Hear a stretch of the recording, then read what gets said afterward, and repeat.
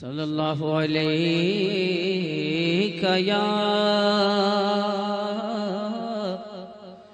یا رسول اللہ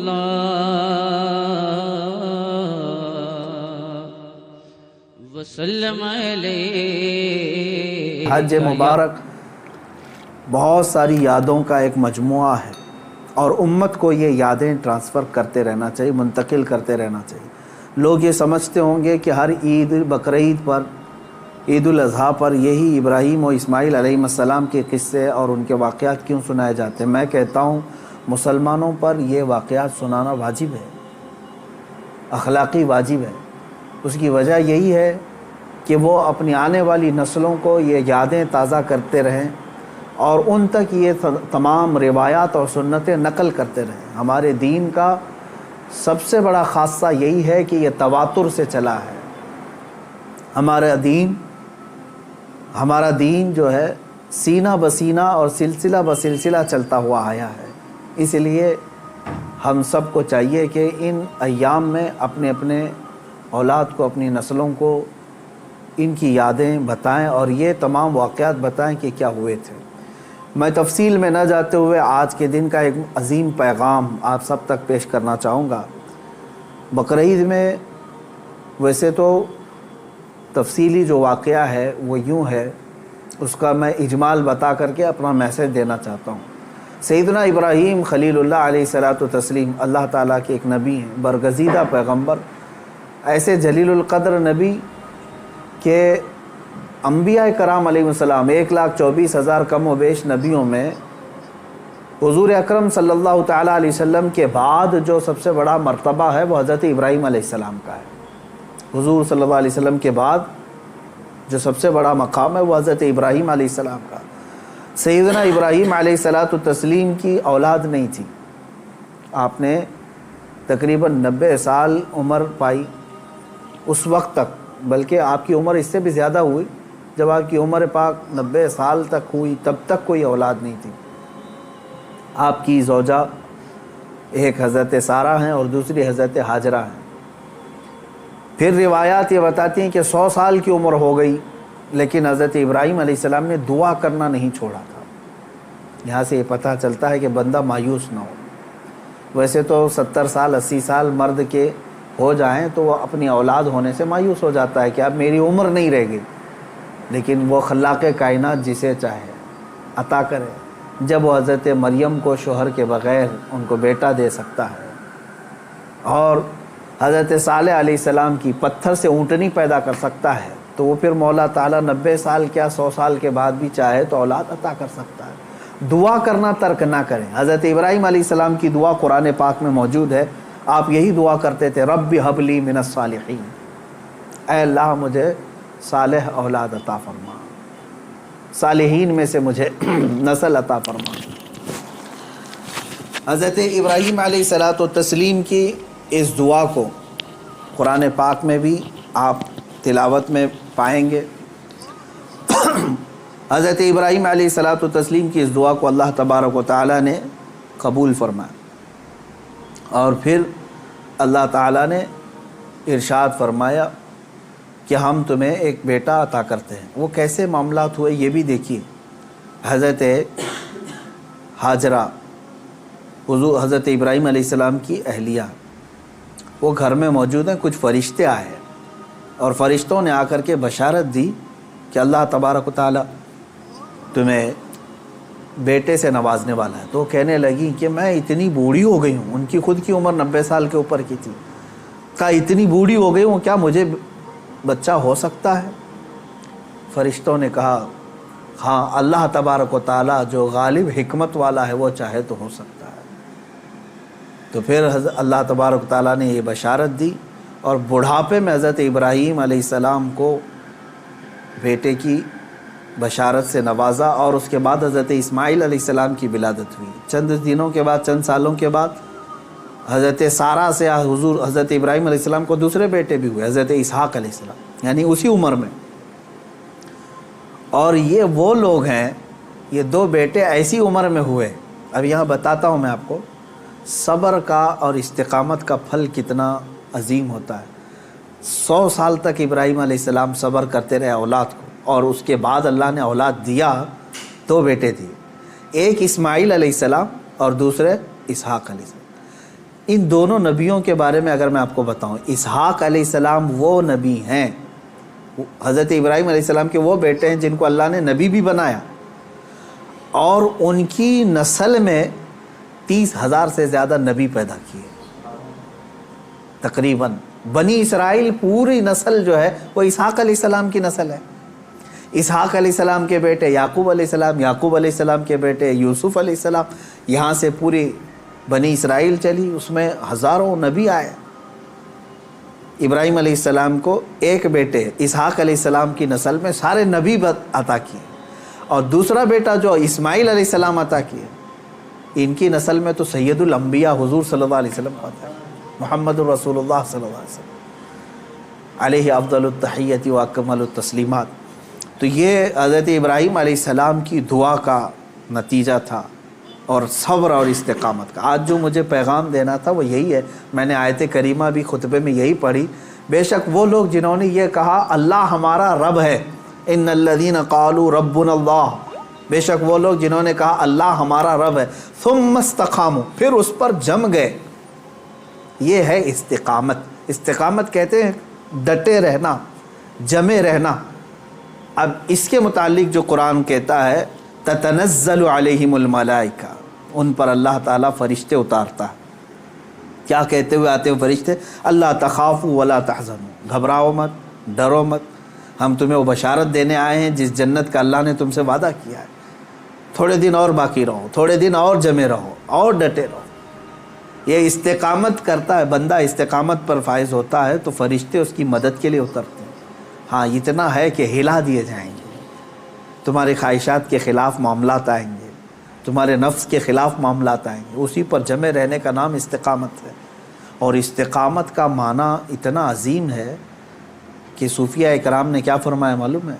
الاستقامت فوق الکرامت، عربی میں فرمایا استقامت جو ہے یہ کرامت سے بھی بڑھ کر کے ہے۔ لوگ کہتے ہیں نا کرامت، کرامت کا مطلب اکثر لوگوں نے ہی سمجھا کہ وہ انہونی چیز دکھانا، یعنی جو ایسی چیز جو کو دیکھ ہی نہیں پائے، ہوا میں کوئی اڑ کے دکھا رہا ہے، پانی پہ کوئی چل کے دکھا رہا ہے، تو اس کو بہت سارے لوگ کیا سمجھتے ہیں؟ یہی کرامت ہے، محیر العقول چیزیں، یعنی جو عقل کو عاجز کر دیں۔ اور فرمایا گیا ان کرامتوں سے سب سے بڑھ کر کے استقامت ہے، یعنی شریعت پر جمے رہنا، ڈٹے رہنا۔ میں اس پر آتا ہوں، حضرت ابراہیم علیہ السلام کے اس واقعے کو میں مختصر کرتا ہوں۔ بیٹا ہوا، 100 سال تک صبر کرنے کے بعد پھر اللہ تبارک و تعالیٰ نے امتحانات ایسے لیے کہ ابراہیم علیہ السلام کو ترک وطن کرنا پڑا ہے، یعنی آپ کا ایک شہر جو ہے بابل تھا، عراق۔ واقعہ تفصیل سے آپ کو پھر کبھی، وہاں آپ کو ہجرت کرنا پڑا، وہاں سے وطن چھوڑ دیا آپ نے، آپ کو جان کی بازی بھی لگانی پڑی، آگ میں آپ کو ڈالا گیا ہے، جان کے ساتھ بھی آپ کا امتحان ہوا، اس میں بھی آپ استقامت پر تھے۔ جب آپ کو نمرود آگ میں پھینک رہا تھا، جبرائیل علیہ السلام آئے اس وقت اور پوچھنے لگے الک حاجتن یا خلیل اللہ، اے اللہ کے خلیل کوئی حاجت ہو تو بتائیں۔ تو حضرت ابراہیم علیہ السلام آگ میں پھینکے جا رہے ہیں، اس وقت بھی کیا کہتے ہیں؟ ہاں ہے حاجت لیکن اللہ سے، میرا مولا میرے ساتھ ہے۔ یہ استقامت اور توکل کا اعلیٰ درجہ۔ تیسرا جو ہوا آپ کے ساتھ وہ اولاد، اور آپ کو یہ بھی میں بتا دوں کہ اب اولاد دیا اللہ تعالیٰ نے، پھر حکم یہ فرمایا، خواب میں حضرت ابراہیم علیہ السلام کو یہ کہا گیا کہ آپ اپنے بیٹے کی قربانی دیں اللہ کی بارگاہ۔ لیکن ابراہیم علیہ السلام نے خواب میں دیکھا تو اس کے بدلے میں آپ نے جانتے ہیں تقریباً آپ نے 100 اونٹوں کو ذبح کر دیا، اونٹ ذبح کیے۔ شاید اس خواب کی تعبیر یہ ہو۔ دوسرے دن پھر خواب وہی آیا، پھر آپ نے ذبح کیے۔ تیسرے دن پھر خواب آیا، تب آپ نے یقین کے ساتھ یہ فرمایا کہ مجھے میرے بیٹے اسماعیل کی ہی قربانی کا حکم دیا جا رہا ہے۔ پھر حضرت ابراہیم علیہ السلام، یعنی اونٹوں کے ذبح کرنے میں مال بھی تو کتنا قربان ہوا۔ تو اب میں جو بتانا چاہ رہا ہوں، اب وہ آخری بات سنیں۔ اسماعیل علیہ السلام کو بلایا اپنے قریب، جب ابھی حضرت اسماعیل علیہ السلام کی عمر پاک شباب کو نہیں پہنچی تھی، جوانی کے قریب آ رہی تھی، بلا کر کے کہنے لگے کہ انی ارا فی المنام انی اذبحک، اے اسماعیل میں نے خواب میں دیکھا ہے اور اللہ کا حکم یہ پایا ہے کہ میں تمہیں ذبح کر رہا ہوں، تم کیا کہتے ہو؟ حضرت اسماعیل علیہ السلام نے کیا کہا؟ یا ابت افعل ما تؤمر ستجدنی انشاءاللہ من الصابرین، اے میرے والد گرامی آپ کو جس بات کا حکم دیا گیا ہے وہ کر جائیے، آپ انشاءاللہ آپ مجھے صبر کرنے والا پائیں گے۔ اسماعیل علیہ السلام بیٹے کو کوئی یہ کہے، اب یہ اسی کے لیے شاعر نے یہ کہا ہے، یہ مکتب کی کرامت تھی کہ فیضان نبوت تھا، سکھائے کس نے اسماعیل کو آداب فرزندی۔ ہاں بہرحال اب جو معاملہ پیش آیا وہ پتہ ہے آپ کو، حضرت اسماعیل علیہ السلام کو لے گئے مینا میں، وہ جگہ آج بھی باقی ہے جہاں حجر اسماعیل کہہ کر کے ایک پتھر رکھا گیا ہے، وہاں پر اسماعیل علیہ السلام کو لٹایا گیا۔ ابراہیم علیہ السلام نے اپنی آنکھوں پر پٹی باندھ دی، ان کے ہاتھ پیر کو باندھ دیا، اور اس کے بعد تیز چاقو سے ان کے گردن پر چھری چلائی، لیکن چھری نہ چلی۔ روایات یہ بتاتی ہیں کہ آپ نے اس چھری کو پتھر پر مارا، پتھر دو ٹکڑے ہو گیا، کٹ گیا، لیکن نرم و نازک گلا نہیں کٹا، 2 مرتبہ نہیں کٹا، تیسری مرتبہ آپ نے زور سے چلایا تو کٹ گیا مگر گلا نہیں۔ اللہ تبارک و تعالیٰ کے حکم سے جبرائیل علیہ السلام ایک دمبا جنت سے لے آئے اور اسماعیل علیہ السلام کو وہاں سے ہٹا کر کے دمبا رکھا، دمبا ذبح ہو گیا، اسماعیل علیہ السلام کھڑے رہے۔ ابراہیم علیہ السلام جب ذبح کر چکے تو اپنی آنکھوں سے پٹی ہٹا کر کے آپ اللہ کا شکر ادا کر رہے تھے کہ اے مولا تیرا جو حکم تھا وہ میں نے مکمل کر دیا۔ تو جب آپ نے پٹی ہٹا کر کے دیکھی تو بکرا ذبح ہے اور اسماعیل علیہ السلام سلامت ہے، تو رب تبارک و تعالیٰ نے یوں ارشاد فرمایا، قد صدقت الرؤیا یا ابراہیم، اے ابراہیم تو نے ہمارے بتائے ہوئے خواب کو سچ کر دکھایا۔ وَنَادَيْنَاهُ بِذِبْحٍ عَظِيمٍ، ہم نے اسماعیل کو ذبح عظیم کے نام سے پکارا۔ اللہ تعالیٰ نے فرمایا، اللہ تبارک و تعالیٰ یہ امتحان لے رہا تھا، یہ انبیاء اکرام علیہ الصلاۃ والتسلیم کے ساتھ ہے، ایسا نہیں ہے کہ سارے لوگ یہ کر پائیں گے، وہ اس درجے کے ایمان والے تھے، ان کو اسی انداز سے امتحان لیا گیا۔ اب جو بات 2 چیزیں عرض کرنی ہے، پہلی بات تو یہ ہے کہ بعض مفسرین نے اور عاشقان رسول نے اس میں پیارا نقطہ یہ بیان فرمایا، گلا نہ کٹنا، ذبح نہ ہونا کیا وجہ تھی؟ تو فرمایا گیا اس لیے کہ اسماعیل علیہ السلام کی پیشانی میں نور محمدی تھا، حضور اکرم صلی اللہ تعالیٰ علیہ وسلم کا نور پاک تھا، انہی کی نسل میں حضور تشریف لائے، ابھی دنیا میں نور محمدی کو آنا تھا۔ اب بعض مفسرین اس بات پر ہی نہیں رکتے بلکہ ان تمام چیزوں کو اوپر تک لے جاتے ہیں۔ ابراہیم علیہ السلام کو آگ نے نہیں جلایا، وہاں پہ بھی نور محمدی ان کے پیشانی میں تھا۔ نوح علیہ السلام کی کشتی غرق نہیں ہوئی اس لیے کہ نوح علیہ السلام کی پیشانی میں بھی نور محمدی تھا۔ بہرحال دوسری بات میں جو بتانا چاہ رہا ہوں وہ 4 چیزیں تھیں، ابراہیم علیہ السلام کا وطن سے ہجرت کرنا، ان کا آگ میں ڈالا جانا، اور ان کا جانوروں کو ذبح کرنا، پھر چوتھے نمبر پر اولاد۔ کوئی بھی انسان اپنی زندگی میں 4 چیزوں سے بے انتہا محبت کرتا ہے، 4 چیزیں اس کی بہت محبوب ہوتی ہیں۔ پہلی چیز اس کا وطن، جہاں پر پیدا ہوا، جہاں رہ رہا ہے، اس سے وہ محبت کرتا ہے۔ دوسری چیز وہ اپنے مال سے محبت کرتا ہے۔ تیسری چیز وہ اپنی اولاد سے محبت کرتا ہے۔ چوتھی چیز وہ اپنی جان سے محبت کرتا ہے۔ اور امتحان انہی چیزوں سے ہوتا ہے جس سے محبت کیا جاتا ہے، ایسی دوسری چیزوں سے نہیں امتحان لیا جاتا۔ آپ کو جو چیز ناپسند ہے میں کہوں وہ دے دو، وہ فوراً اٹھا کے دے دیں گے، جیسے گھر میں رکھا ہوا کچرا اٹھا کر کے فقیروں کو دے دیتے ہیں۔ ہاں امتحان تو اس وقت ہوگا جو اپنے مزے کی اور پسندیدہ چیز آپ بنا رہے تھے اور پھر آپ کو کہا گیا اس میں سے دے دو، تب مشکل ہو جاتا ہے۔ ہاں جو دے دیا اور پھر وہ امتحان میں کامیاب ہوا، اپنی پسندیدہ چیز۔ ابراہیم علیہ السلام سے جو امتحانات لیے گئے وہ 4 محبوب چیزوں سے امتحان لیے گئے، اور اب 4 امتحانات میں ثابت قدم رہے۔ آپ نے وطن بھی ترک کیا، جان بھی جوخم میں ڈالی، اولاد بھی اور اپنا مال بھی۔ پھر اللہ تبارک و تعالیٰ نے اس عظیم مقام پر آپ کو فائز فرمایا جو حضرت ابراہیم علیہ السلام کو آج بھی کیا لقب ہے معلوم؟ ابو الانبیاء کہا جاتا ہے۔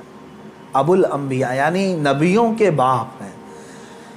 اب عزیزان گرامی، ان واقعات میں میرے سنانے کا مقصد یہ تھا کہ ہمارے بچوں تک یہ واقعہ پہنچ جائے تفصیل سے، پھر آپ اپنے گھروں میں اپنی اولاد کو سنائیں ضرور۔ لیکن اس پورے واقعے سے ایک جو جذبہ ملتا ہے وہ ہے استقامت کا۔ یہی میرا میسج ہے آج کا، یہی میں پیغام دینا چاہتا ہوں۔ آج کے دن میں اتنا ہی کہوں گا کہ آج جانور ذبح کر کے گوشت کھا لینا اور اپنے آپ کو خوشیوں میں گوشت کے الگ الگ ڈشیں بنا کر کے عید میں مشغول کر لینا، یہ عید کا مقصد نہیں ہے۔ عید کا اصل مقصد ہے اللہ کو راضی کرنا۔ وہ اگر راضی ہو گیا تو ہر دن تمہارا عید کا ہے، اور اگر وہ تمہارے اعمال سے ناراض ہے، چاہے 1000 بقرعید آئیں، 1000 عید الفطر آئیں، تمہارے لیے کون سی عید ہے؟ رب تعالیٰ اگر تم سے ناراض ہے، کون سی عید ہے؟ عید در حقیقت مولا کو منانا ہے، اس کو راضی کرنا ہے۔ قربانیاں گوشت کھانے کے لیے نہیں۔ ایک مسئلہ بھی جاتے جاتے بتا دوں، اگر کسی نے گوشت کھانے یا صرف گوشت کی نیت کر کے قربانی کی کہ آپ گوشت ملنے والا ہے، فلاں فلاں ڈش بننے والی ہے گھر میں، تو کہا گیا کہ اس کی قربانی ہی نہیں ہے، قربانی ہوگی ہی نہیں۔ جس نے گوشت ملے گا اس کو میں بیچوں گا، اتنا کماؤں گا، جس نے بھی یہ نیت کی اس کی قربانی ہوگی ہی نہیں، ہوگی ہی نہیں۔ فرمایا گیا تقرب الی اللہ کی نیت ہونی چاہیے، میں قربانی کر رہا ہوں صرف اللہ کی رضا کے لیے، نیت یہ ہو، اور پھر گوشت کھانے میں مل گیا تو یہ اللہ کا انعام ہے۔ گوشت تو کھانا ہی ہے، ملتا ہی ہے آپ کو، لیکن نیت پہلے گوشت کھانے کی نہیں ہے، اللہ کو راضی کرنے کی ہے۔ رب تبارک و تعالیٰ راضی ہو جائے۔ میرے عزیزو، آج کے دن اللہ تبارک و تعالیٰ کی بارگاہ میں خصوصی التجا کریں، دعا کریں، مولا کریم عید الاضحیٰ کی برکت سے یہ لاکھوں جو قربانیاں ہیں ان کو قبول فرمائے، اور ان قربانیوں کی برکت سے مولا تعالیٰ ہم سب پر مسجدیں، عیدگاہیں اور ہماری عبادت گاہیں کشادہ فرمائے۔ حرم پاک اور حرم رسول کو مولا تعالیٰ ہم گنہگاروں کے لیے پھر سے کشادہ فرمائے۔ بیت المقدس کو مولا تعالیٰ ظالموں کے چنگل سے آزاد فرمائے، اور تمام عالم اسلام کے مسلمانوں پر رحم و کرم فرمائے۔ خصوصیت کے ساتھ رب ذوالجلال تیری بارگاہ میں دعا ہے مولا گستاخان رسول کو ہلاک و برباد فرما دے۔ جو تیرے نبی صلی اللہ علیہ وسلم اسلام اور قرآن اور تیری ذات پر انگلی اٹھائے مولا، ان کو تو عبرت کا نشان بنا دے، ہلاک و برباد فرما دے۔ اے کریم خدا ارحم الراحمین، جو گستاخی کرے چاہے وہ دنیا کے کسی بھی خطے میں ہو، مولا غیب سے تو اپنا سخت پکڑ اور سخت پرسش کا حکم ان کے لیے نازل فرما۔ الہ العالمین تو ان پر عذاب علیم نازل فرما، عذاب عظیم نازل فرما۔ اے کریم خدا ارحم الراحمین، ہم تمامی عالم اسلام کے لیے دعا گوئیں، امت مصطفیٰ کے لیے دعا گوئیں۔ مولا اے کریم خدا اس عید قربان میں سب کو امن و امان عطا فرما، ہر طرح کی بلاؤں اور آفتوں سے ہماری حفاظت فرما۔